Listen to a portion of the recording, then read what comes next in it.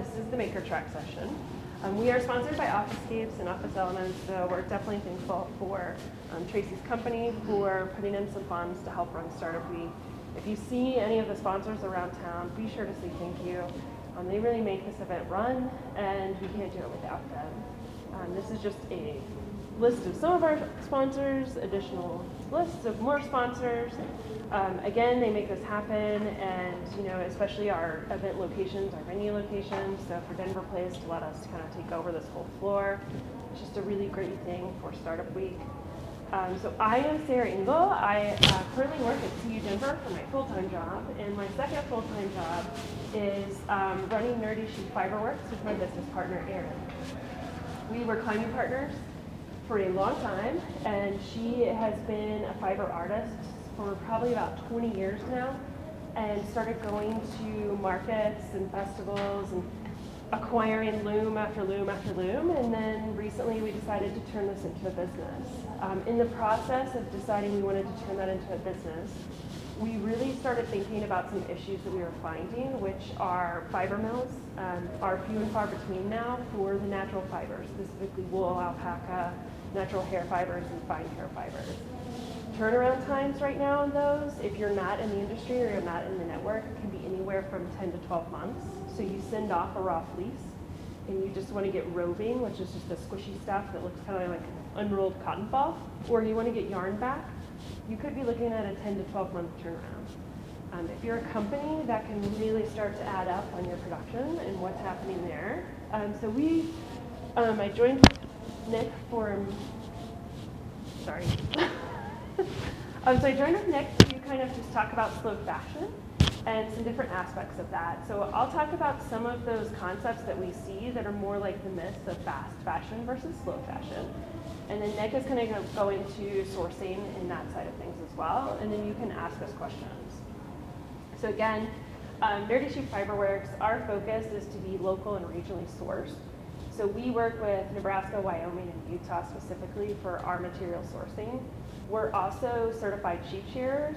So coming up in about 2 months, we're going to start receiving our first lot of products back from sheep that we've sheared here in the local region. Issues that we're seeing, when we're trying to source materials, like roving right now, we need raw roving just to make dryer balls. So we just made it into Interweave's Holiday Special Gifts magazine. So we have our dryer balls in there, which take considerable amount of roving. Well, we ran out of roving because we sold so many dryer balls. So we're looking to try to source more roving, and we've had to go to North Carolina in order to get that in fast enough to be able to continue to produce. So sourcing materials can start to be some of these issues, especially the smaller you are, and you can't pay those higher prices, and you need to be cost efficient. Other things that are happening are, for us specifically, our materials do cost a little more when they go to market because it takes a considerable amount of time to hand make these products. A lot of them are custom made as well. So our market size is actually a little smaller. And that just has to do with the fact that we're still very regional and that our price tag is a little higher for us to actually make profit off of that. Another thing will be quality control. So if we are sourcing from North Carolina, is it going to be the same as Cactus Hill Farm and Kuchara when we get that material too?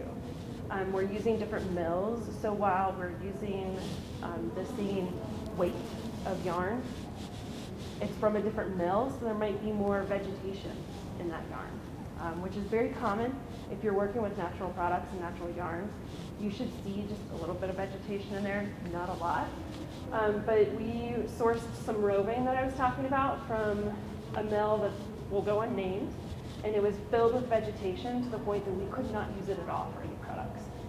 So you start to run into these issues of trying to find the quality and the quantity that you need in workspace. So there was a tinker mill and small space session here yesterday, so it was a really great one. That's something that really appeals to us, and being able to connect with other artists. So let's get into fast fashion and slow fashion. So some of the things I want to talk about are those myths of fast fashion. So Nick and I were just having a discussion about greenwashing, more or less, which is everyone says this is a sustainable material, this is eco-friendly, right? So that's going to be out there. You're going to hear it a lot. You're going to continue to hear it more and more. So as the industry is beginning to understand what that means, there are certifications that come into play. So like certified organic cotton. Now that certification is coming into play, it tells you more. A B Corp, for instance, will tell you a lot more about what that company has gone through to actually be certified, saying that they really are making a difference. Some of the things that you might see, how many people have heard bamboo is a sustainable material, right? Is it biodegradable? Yeah, it is. The problem is there are ecosystems that are being completely destroyed. So they're going to underdeveloped countries where there are just swaths of bamboo and they're just cutting it all down. So it's really working with the environment in that area just to make this product. On top of that, the process of actually breaking that bamboo down to get that pulp, to make that fiber, is considerably difficult in releasing toxins back into the environment, in the water ecosystems, as well as the energy that it takes to do that and what's burning back into the environment. So bamboo is biodegradable. It is technically sustainable, but how it's sourced might really depend on what's happening. This is when you start to hear green, conscious, recycled. You hear all of that. Recycled is another one, recycled plastics. So you start to see those. So our clothes are naturally shedding plastics back into the water every time we wash them. So do we continue to use them? Of course, we all. Almost all of us wear clothes every day, so it just depends on who you are. I'm just going to say all of us, and I was like, well, I shouldn't make assumptions. So, but you have to start thinking about that. And then it's like, well, do I discard this piece of clothing? Well, now it's in a landfill. Do you want it in the landfill? So there's all this back and forth. But what happens in fast fashion is, one of the big things is they start to say fast fashion is a really great way to take our current fashion, our current designs, and make them quickly and make them affordable to more people. And that sounds wonderful. But what starts happening is they're doing large cuts in the factories. So instead of just having a few pieces of that fabric, they're stacking that fabric up and cutting through it. So how many people have taken a stack of paper and cut through with scissors? What happens? They get all uneven and so the edges don't match up. Fabric does the exact same thing. That's why when you go to certain stores, the sizes are a little different when you go to different stores. It's because they've come from one of those large cuts, and so they might be a little off. So you start to see issues with quality. Additionally, the fabric isn't holding up as well, and it's starting to break down, which means it's washing out even more. So fast fashion is wonderful. It is affordable. It is accessible. It really gets things out there. It can make somebody feel like they fit in a little more, but there's some downsides to it. Slow fashion is just taking a step back and really thinking about how does this product affect our people, our planet, our animals. I guess people are animals too. So it's just taking a step back and thinking about where are you actually sourcing those materials? Are you creating something that is quality, right? So my shoes, I was talking about this earlier, so they're Everlane, right? Which they list that they're, sustainable materials and this and that. Well, the production process is kind of hard on the environment. But I also bought these used on like ThredUp. So instead of them going to waste or me having to buy a new pair that's going to get shipped from somewhere overseas, it came to me from somewhere on the East Coast. And they're in great condition, and I wear them every day I start at week, so I don't wear holes in my flats. So there's different ways to think about slow fashion. But the big things you're going to see, like I was talking about with Nerdy Sheep, is sourcing those materials, especially as a startup. And when you're thinking about cash flow, early designers and early product makers, you want to be a part of changing the environment for the future. But it can be kind of difficult when you only have a certain amount of cash flow or funding, whatever that might be. You have your investors coming to you wanting you to cut down on your costs. What is going to happen? How do you start to kind of find that in between that works for you? So some companies here in Colorado that I thought I would point out. Vander Jackets. They're here in the Denver area. Does anybody know Vander Jackets? So they're here in the Denver area. They're not specifically using, their fabrics aren't biodegradable or like great for the environment, but what they're doing is they're going to outdoor companies that have all this extra cut, right? So previously companies are like, I just have this extra cut, what am I gonna do with it? It was waste until they started thinking, oh, this is waste, what do I do with this? So now you're starting to see partnerships. So Vander Jackets is one of those partnerships where they work with larger companies, get their cuts, and actually start to make custom materials and custom jackets. She makes running jackets and running materials, so that's what she does. But she specifically partnered to use those cuts. Melanzana, if you've been to Leadville, you know they're making it right there in Leadville. You can walk in and see them making it in the back. Oveja Negra, one of the reasons I sort of put them in here, they are for bike packing and they do different packs for your bikes. Their materials might not be super earth friendly, but what they are doing is they're creating an environment in their workshop where they are making things right out of Salida, Colorado. Additionally, they're paying livable wages to their employees. So there are different ways that you can start to contribute and give back and kind of find this balance. So I'm gonna let Nick take over from here, talk more on that sourcing material side of things. I know we're kind of flying through. We'll have plenty of time for questions.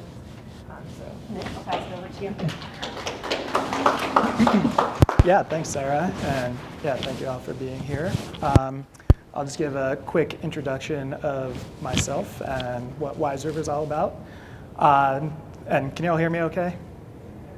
Cool.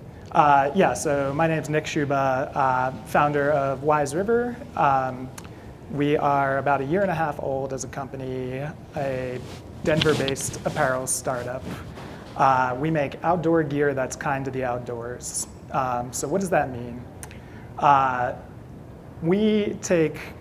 So our approach is kind of hybrid, not quite the same as what you'll see with most apparel companies, where most apparel companies will have a design, a product, a silhouette in mind, and they will go find the materials for that design. We do that, no question, but we also, our focus is also to start with the materials.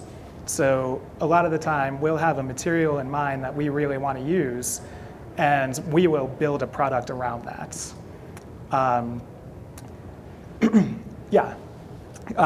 So the pillars of our brand are using eco-friendly materials. 100% of the cotton that we use is organically grown, certified by the Global Organic Textile Standard.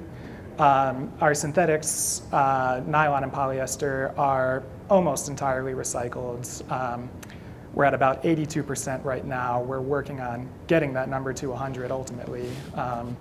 One of the areas that we're focusing on is the mesh in these hats, actually. It's been tough to find recycled mesh for hats, but we're starting to look to build our supplier base where we can source that material. Again, goal is to get that number up to 100. All of our hats are made of a hemp-based canvas fabric. And yeah, just quick little side tangent about that. As I get into the fabric sourcing process, when we first started out, I thought the run of hats was an afterthought to me. I thought it was going to be the easiest thing we do, no question. It turned out to be one of the hardest, and the reason is we had clear standards of what we wanted to source, and we only wanted to use organic cotton. The challenge is to create hats with organic cotton, you have to meet super high minimums. You have to meet the manufacturer minimums, which are also super high. Not conducive to a startup brand that's trying to make 100 to 200 units of every style. So we went out and looked to source our own material, and we came across this hemp canvas fabric that I'm wearing here. Fell in love with it immediately. We have been using this from the beginning, and we have no intention of changing Other pillar of our brand is versatility. So we design our gear with several end uses in mind. Performance fabrics that you can beat up outdoors a little bit, but still look good for everyday life, social settings, something you could wear to startup week and look completely at home, wear out to dinner. So I think the notion of versatility in apparel goes hand in hand with sustainability.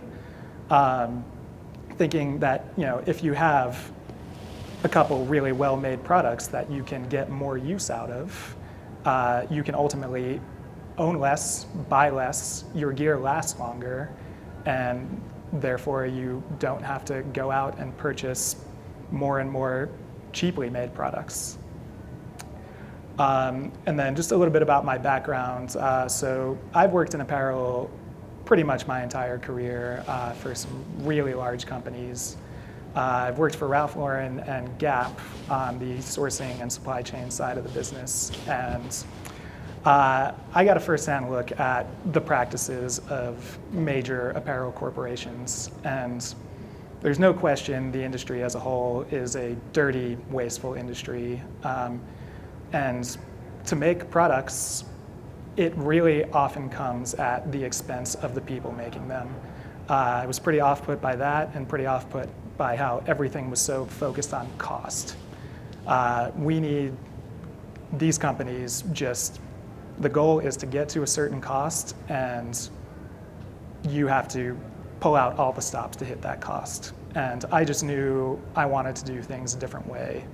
Had a clear vision for Wise River, focusing on the materials and the versatility, and that's how the brand was born. So I might jump over here now, or I guess I can just stand up here and look.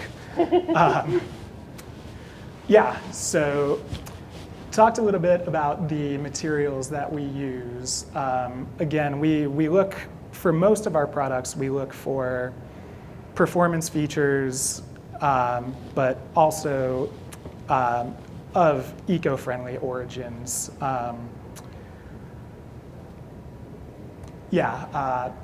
But one of the things that is really, really important to us, considering ourselves a brand that's trying to do our part to clean up a dirty industry and do the right thing, to me, our mission is meaningless if we don't ensure that the people making our products are subject to fair and safe working conditions, harassment-free work zones. So we make sure to seek out certain certifications with all of the suppliers we work with. A couple of those certifications are what's called WRAP, which is the Worldwide Responsible Accreditation Program. Another one is Fair Labor Certification or Fair Trade Certification, and a factory that we started working with more recently is one of the founding members of what's called the Fair Wear Foundation. So what this all means is that these factories are submitting to annual or semi-annual unannounced audits where these organizations come in and do a thorough walkthrough of the facilities to make sure that they are upholding everything they agree to during the certification process. I have personally been to and vetted all of the factories that we work with, except for the most recent one. Just haven't been able to get there because of the pandemic, but am planning on getting there in January. Again, I think calling ourselves a sustainable apparel company to me is meaningless if it comes at the expense of the people making our gear.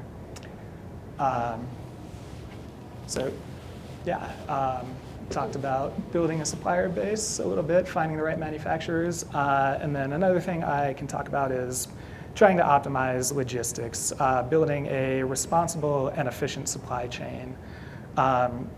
So when we first got started, we source most of our fabrics from Taiwan.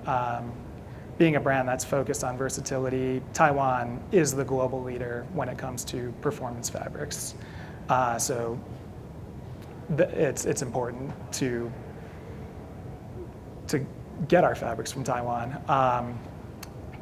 But what we were doing at first is we were sourcing our fabrics from Taiwan, putting them on a boat to Guatemala, and then sending them up the coast to Houston, and then putting them on a train to Denver. That is not the most efficient way to do things, but from an emissions standpoint, it is also not the most responsible way to do things.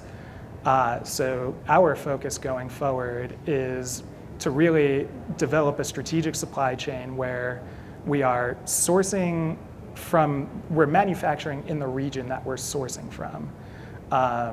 With that, you get that added benefit of having a more responsible supply chain, less emissions in the overall end-to-end product development process from concept to finished good. So yeah, it's a focal point of the brand going forward, and as we look to take on new suppliers, we really want to make sure that they are in the regions that we source our fabrics from. So can I ask a question? So your background was in the apparel industry. Yes. So for somebody that doesn't have a background in the apparel industry, how did you determine and decide how to find those manufacturers? So yeah, that's a great question. Some of them I had connections from my experience in the industry, but the ones that have actually turned into our primary manufacturers I found on my own. Our primary manufacturer is based in Honduras, and I actually found them through the WRAP certification database. They're WRAP certified platinum, which is the highest designation that you can achieve. They're women owned, they have a daycare on site, and they just do incredible work. So we are psyched to have them as our partners, to be able to call them our partners. But it requires a lot of due diligence. For us, again, it's finding manufacturers that have these social compliance designations that we're looking for. But the other thing is certain manufacturers specialize in certain products. For us, we place certain products in certain facilities because one is better at making woven shirts and the other is better at making jackets or woven shorts. A lot of research, looking through the databases of the social compliance designations is a great place to start. But leveraging connections as best you can also has been helpful. I've been able to say to our fabric developers, like, hey, do you have a really great cut and sew facility in the region that you'd be willing to make an introduction? And so that's been helpful for us as well. Yeah. I'm just wondering about the supplier. A lot of these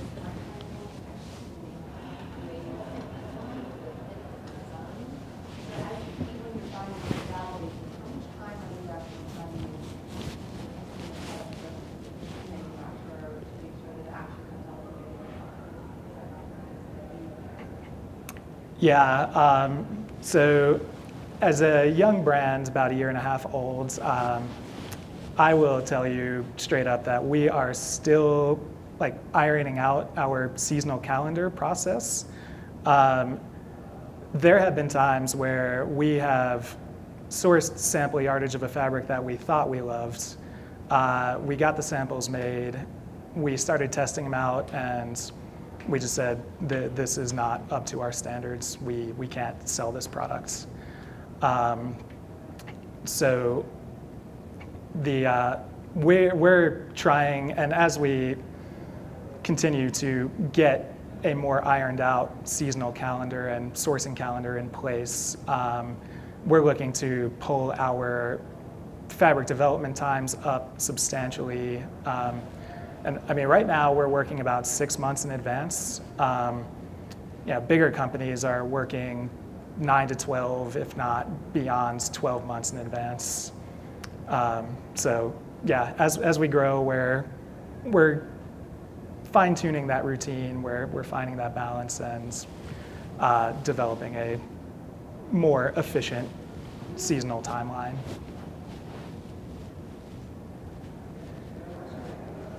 You guys don't mind, I absolutely love you guys' presentation. It's amazing.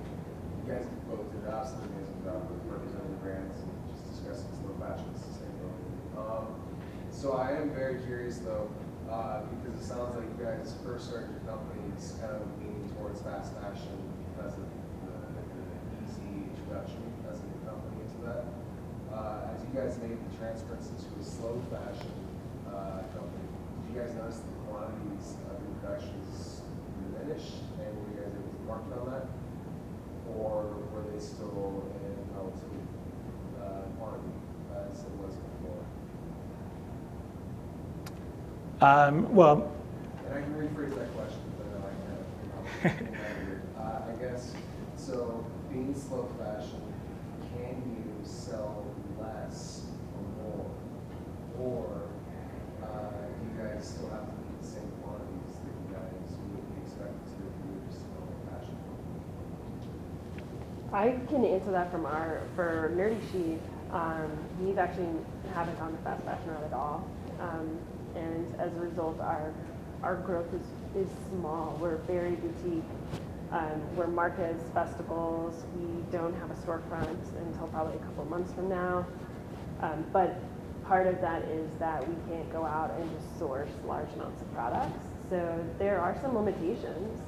That's just something that we kind of decided that we're okay with on the product side. Our objective is that fiber mill in 3 years and a pellet mill here in about 1.5 years. So that's where we justify that shift there, where we're okay kind of doing the boutique thing. We talked about this, is going to markets and festivals and working that.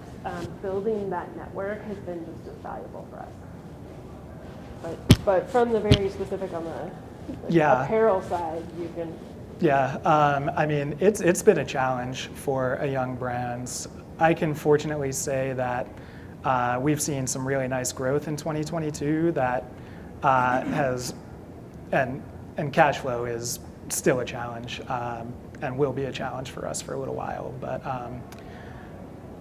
fortunately, we've been in a position where we have been able to plan for and be able to afford increased volume in what we're producing for what we have dropping in the next couple weeks for fall and what we're planning out for spring 23 as well. But leading up to this, I take pride in the fact that we've been scrappy as hell and trying to figure out how to make things work. What Sarah mentioned with the company Vander Jackets, we have done quite a bit of that from our end as well, in the sense of we'll go to our mill and say, hey, we really love this fabric. I don't think we can afford to meet your minimum of 3,000 yards, but do you have any stock fabric?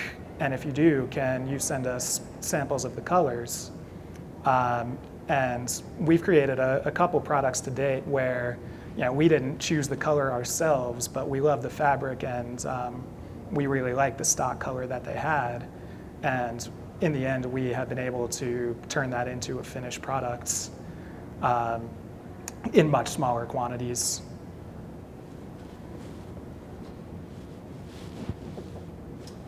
What are some strategies you use to build an audience as a slow fashion company? A lot of ours is word of mouth. And keep in mind that we are still very regional. We just started in January, so very regional. And then it's word of mouth. and it's consistency in social media. Like digital right now, there's so many different ways that you can do that. So you were kind of talking about your market. So our market size is smaller, but we've identified a very specific market. So I would say take some time to really spend that time kind of in your lean canvas on your customer segments and your customer channels. And if your customer segments aren't very specific, you could be kind of missing those key areas, right? So once you kind of start to dive further down, you find the specific targets that you want to reach out to, and you kind of move from there. That word of mouth, that consistency, that comes to play, but those first customers are really important. Yeah, I think it's a handful of things, and admittedly, it's another thing that we're still trying to figure out. I think, as Sarah noted, being really consistent in your branding and creating content and being able to tell the story that's going to appeal to your customer base while being authentic, I think has been successful for us. In getting started, I envisioned Wise River being a direct-to-consumer brand for the first few years, and hopefully eventually we'll open up a storefront in Denver and then build out from there. I quickly learned that people are reluctant to invest their money in a brand that they don't know anything about. I was really confident in the quality of the products, so I quickly shifted into starting to get our gear into stores so people could get that hands-on feel for the product, the fabrics, the quality, and also just trying to be at as many in-person events as I can. I work a full-time job on top of this still currently, so yeah, whenever I'm able to get out and be at an in-person event, I try to take advantage of it. But yeah, it's a great way to connect with potential customers, to be able to tell your story directly, for people to, again, get a feel of the products, and yeah, to just get on their radar, basically.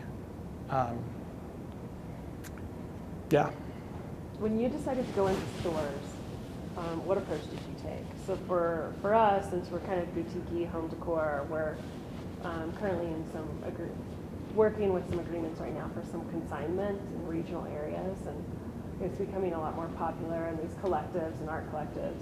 So we're exploring that and having those conversations. The change there is like they're going to charge us about 25 to 30%, right? So at first that's going to seem like a lot, but for us, we also just realized that we could either sit for 6 hours in the 90-degree heat of the market, or we could pay this 25 to 30% to this art collective to sell our product and save us a little bit of kind of sweat equity, I guess, so to say. But like, how did you decide when you wanted to go in? What process did you take for that? Yeah, so for me, it was trying to be strategic about what stores fit our brand values. The first store we got in is Farrell Mountain Company up on Tennyson Street, and they're our biggest partner currently. But in building a relationship with Jimmy, their founder, he actually came back to me and said, "Hey, you should get on Fair.com, which is a wholesale platform that connects retailers to brands." And that, for us, has actually really been the catalyst to our wholesale growth. So I think, again, it's all trying to be strategic and considering what's best for you now. And for us, we realize that what's best for us now is to get eyeballs on our gear and allow people to feel it and try it on and say, hey, this stuff's pretty good. So Fair charges us a pretty a commission that's hard to swallow for a small brand. But I think right now it's the most important thing to accept those lower margins in the short term for long-term growth, and that's how we're looking at it, at least. So what are the, just say that I started a local company today and I was like, well, sustainable. You guys walk the process step by step of what it would take, so to speak, to get to a point where I have this sort of, so like designing, production, distribution, and all that type of stuff, like, I guess going through your guys' own journeys, like, what was the biggest barrier for you guys personally? Was it just the lack of material or sustainable cloth like you're discussing with the sheep, or was it just finding factories or marketing themselves or anything like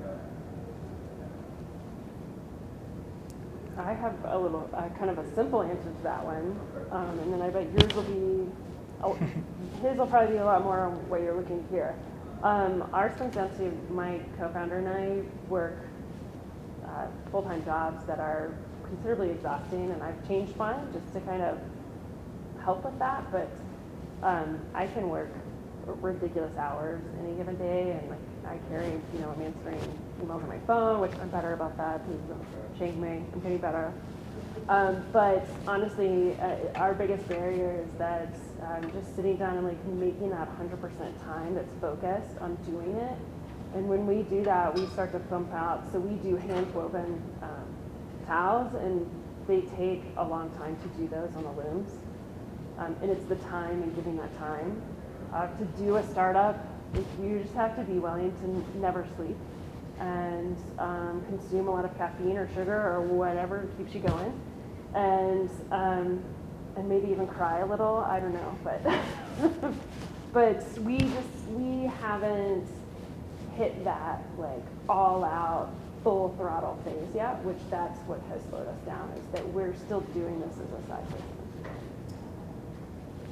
But yours is going to be a very different story.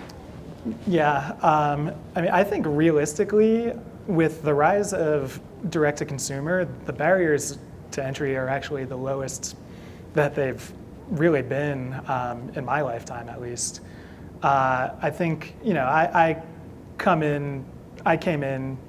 founded Wise River with industry experience in sourcing and supply chain. So I did have some relationships that I was able to leverage getting started. But yeah, finding suppliers for sure is one of the biggest challenges for somebody getting started, and sourcing materials. I think, these days there are also companies that do that exclusively for clients. You can partner with someone who already has these factory relationships that can get you set up. And they're out there if you do some research. But otherwise, I think, my answer is just resilience is huge. Got to be get used to being told no and just keep pushing. Get used to receiving less than ideal news and have a contingency plan or figure out a workaround, or just pushing through. Especially right now, with inflation, with raw materials being less readily available than they were a few years ago, having longer lead times, labor shortages, things are for sure not going to go the way that you originally planned. And I think just having that ability to step back, figure out a workaround, come up with a contingency plan is huge. Are you guys selling on Amazon? No. No. Why not? I think it's kind of counterintuitive to what the brand's all about. What is the biggest business that has promise to go completely sustainable by 2040? Like, I'm not arguing with you guys are professionals, but I'm just curious as to why not, because Amazon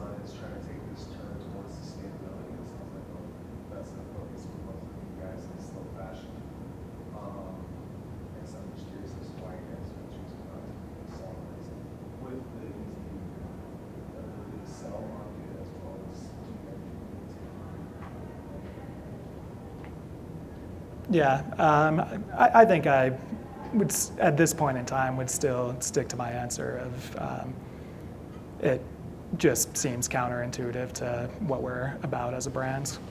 And then, both of you both mentioned you still have a full-time job, which is always the hard part. What was your, I'm sorry, I'm going to miss this in the beginning. What budget did you have? And I'm sure again, also investors are often not always going to be willing to invest in fashion lines. What budget did you have for yourself? Did you get from friends and family, lending? You probably have different answers. I'll give you, but just curious. What did you start off with to make the leap? I think both of you have different sides, whereas you might have seen kind of what it takes from a global perspective.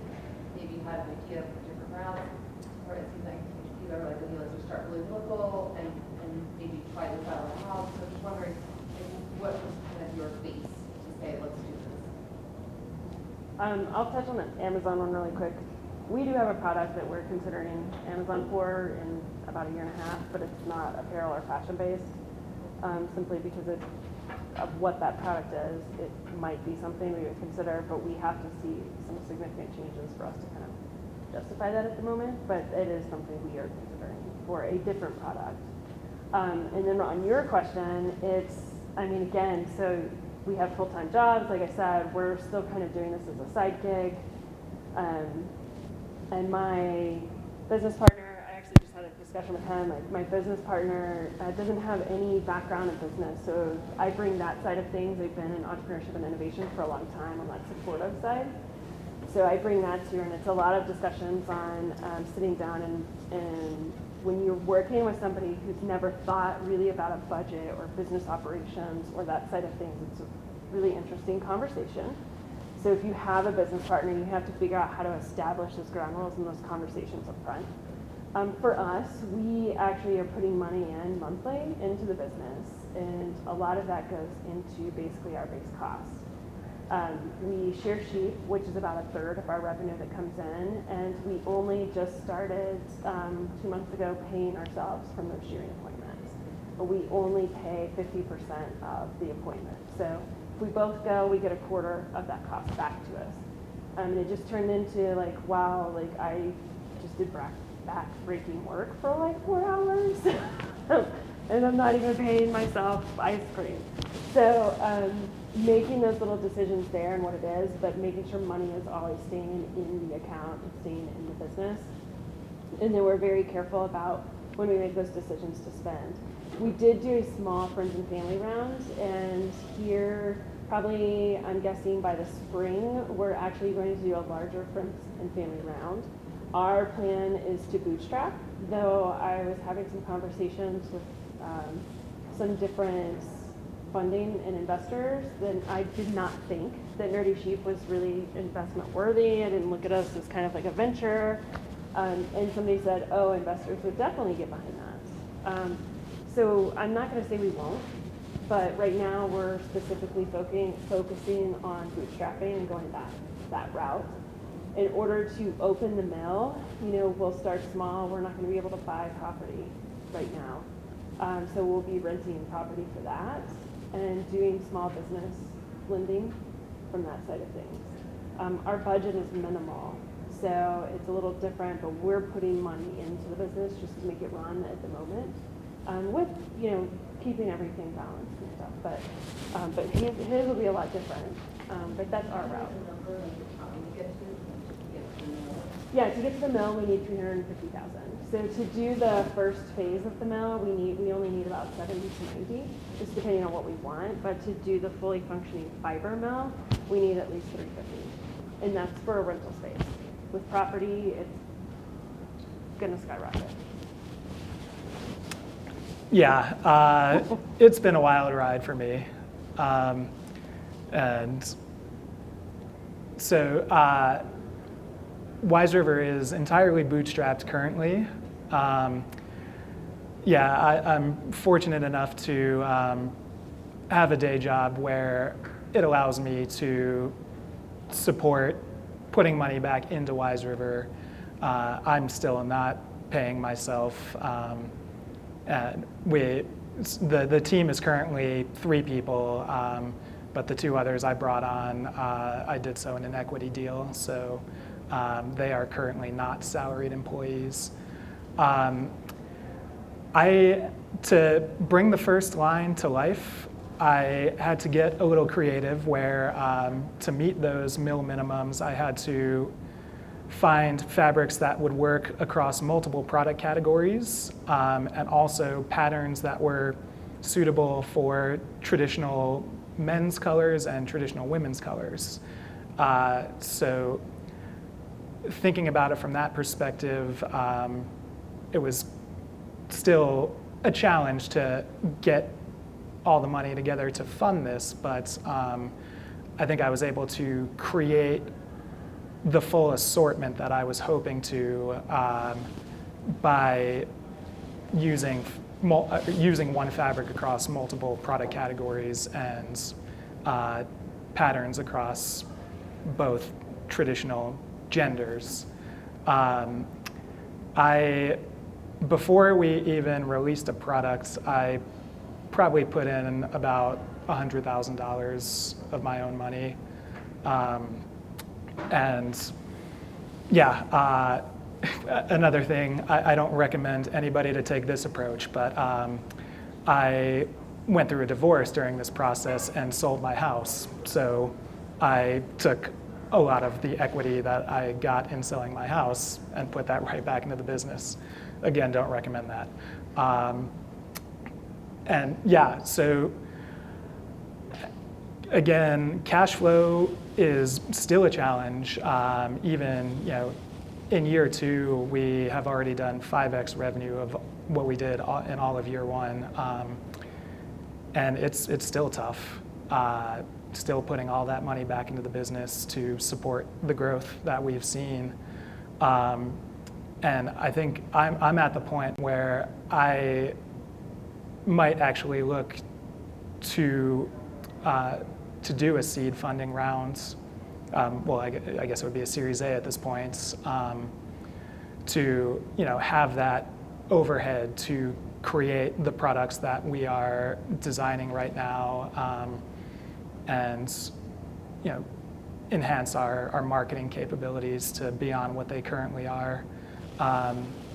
The last thing I'll say about that is I did have an investor lined up. Everything was looking good. I was really excited about it. And then March 2020 hit.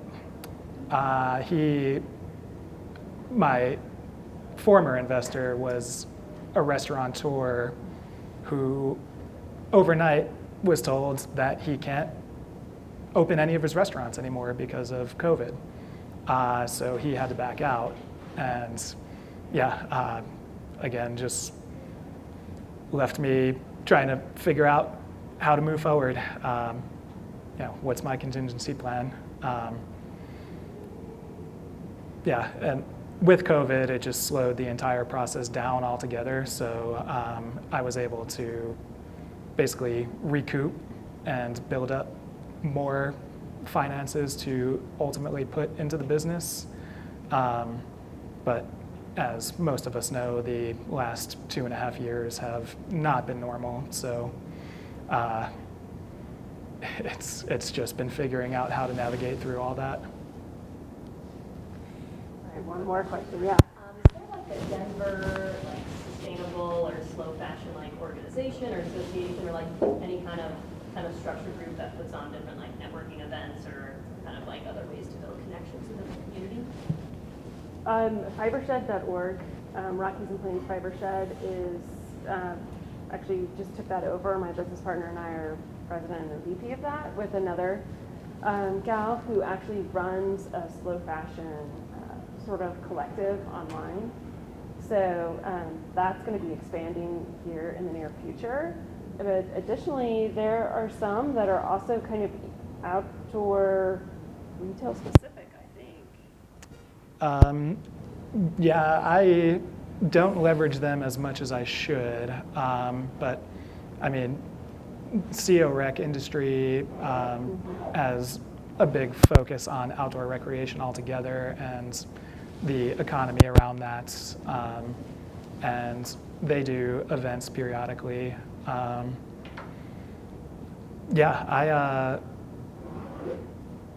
If there are resources out there, I'm not leveraging them as effectively as I should.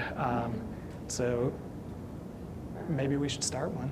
I know, right? Is this, I want to say there's, I can't remember, there's one in the name has just slipped my mind. I know there's like local ones that do like smaller chapters and things Yes. like that, but.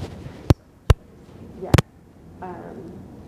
And I don't know why I can't think of that one. If you share your information with you, I will send it over to you, but there's an online one, but they are like Colorado specific. Okay. So, yeah. And I would say, just from like startup side of things, anytime that you can network with any group that's similar to what you're in, even if it's just startups, just do it. I think that's what's great about Denver Startup Week, is it gives you sort of an opportunity to meet people like you have sort of like-minded, or even similar situations, even if you're different individuals. Those different voices and those soundboards are really important when you have a startup, just to help keep consistency and persistence and enjoyment. Yeah. All right. Well, thanks for coming. We have another session that's starting at 4 o'clock, but you're welcome to stay and chat with us. We'll be here until then.